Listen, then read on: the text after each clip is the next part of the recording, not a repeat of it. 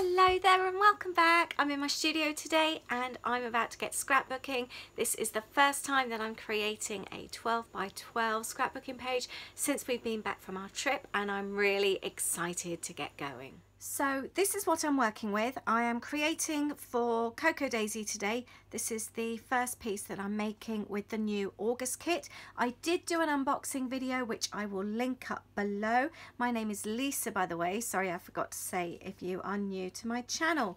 So I've got the first photo. This is the first photo that I've printed off from our trip. This was taken in Epcot. We love Epcot first thing in the morning. It's super quiet down if you go to the World Showcase. We like to go for France for breakfast. The majority of the World Showcase is closed until 11 o'clock, but there's Norway and also France are open, so we like to head for France for opening for breakfast as it's super quiet. One of the highlights of the trip for us actually. So I've got some bits and pieces from the kit. I've taken out some pieces that I fancy using. Thinking about cutting up this sheet as well. I want to use a bit of mixed media. I've got some paint. I've got a couple of super old mists, which I've got a couple of tips for.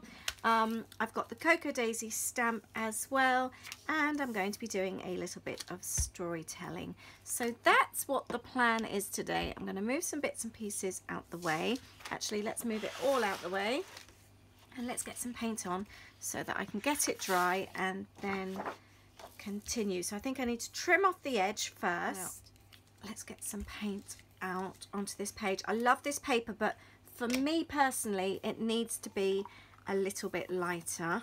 So my favorite way to lighten a page is to take a load of acrylic paint. Now I want it on quite thick and then thin.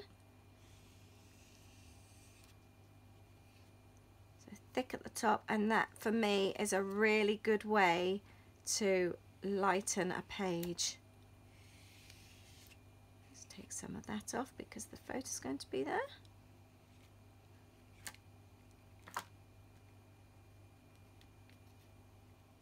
That's going to take a little bit to dry because, as you can see, there's quite a lot on there. I don't want it to completely dry though because I want to add some stamping.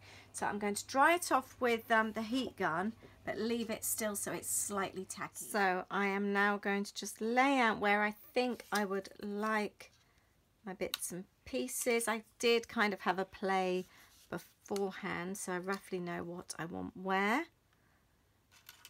That was going to go on there. And then I've got a few bits and pieces that I want to stick in place as well. Like that. I'm going to be using the stamps in just a moment. Now, I wanted just to check, and I'm going to cut out a couple of these strips actually to use on the paper so they can be stuck in place before I start layering everything else. Now that I've cut them, I don't want them to be the full length. I want them to work underneath, but as I've kind of laid everything roughly out, I can then see roughly how much I want and cut it then, and it works much better that way. I've kept the two strips full there. I realise I've still got wet paint, got it everywhere. Got to go careful with that now. And I'm going to start sticking these bits in place. It isn't entirely dry, so it may get a little bit messy, but I'm going to see if I can get it to work.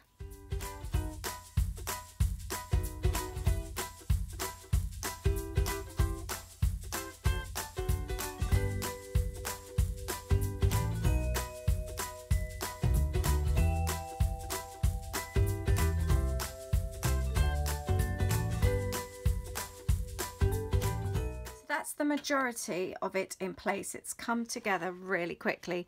Now I'm going to pop this on the top, but I'm completely aware that it's the wrong colour, but I'm about to do something about that. And I had some little stars here somewhere.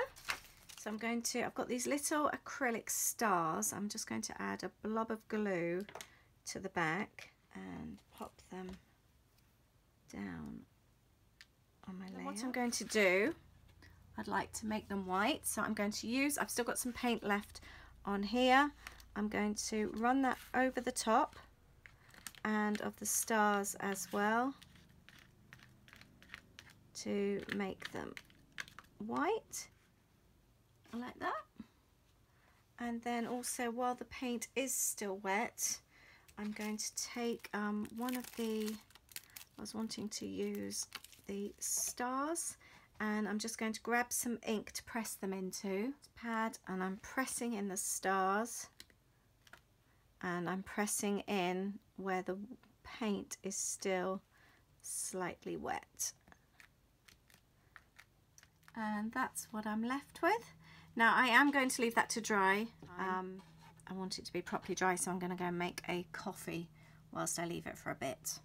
So I've made my coffee, and I've done my journaling as well. I was going to journal sideways and I completely forgot, so but that's fine. I've added some 3D foam dots here, sticky dots on the back, and I am going to pop that here. And I am now going to add a little bit of colour. Now I've got some really old spray mists here. These are so old. They no longer spray, and to be honest, I don't even know. There's just might be a tiny bit left in there. This one would never spray because there's hardly anything left.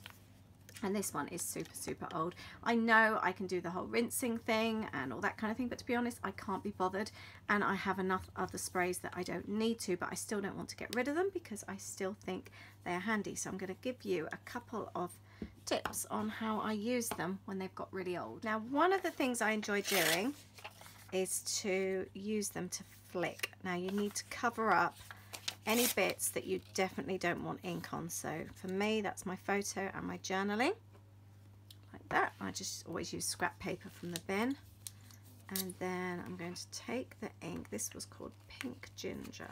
I used to love the Maya mists, and just make sure that I've actually got some. Like I said, I don't, oh, there is some in there. It's quite thick now, and I'm just going to give that a good old flick. Make sure you've got nothing around you in case it does go a bit crazy. And that, oh, that's really thick, is going to add a lovely bit of colour. I think I managed to get some on my arm then as well. And I'm going to do the same with the blue.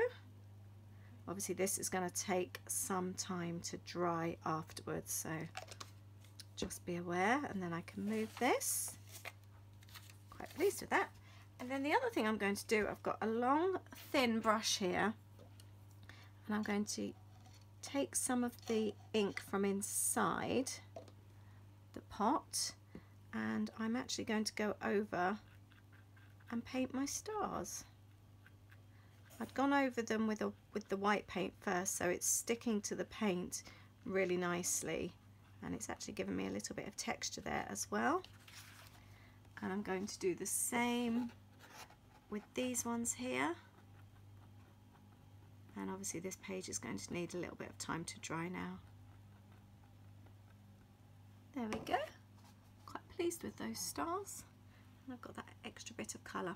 I think actually I might just add some of the pink mist underneath. I'm just going to cover everything up again.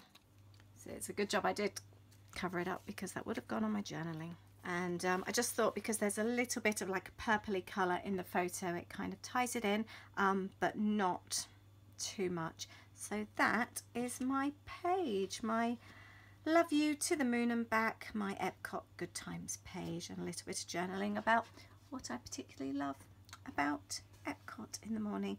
I hope you've enjoyed this video. I hope it's been fun. It's been a nice quick one for me, and it's always fun to get the paints out as well. Please let me know if you also enjoy paints and inks on your scrapbook pages. Let me know, and please give me a thumbs up if you've enjoyed this video, and please do hit the bell button so that you get future notifications of when my videos are posted. Thank you so much, and I'll see you soon. Bye!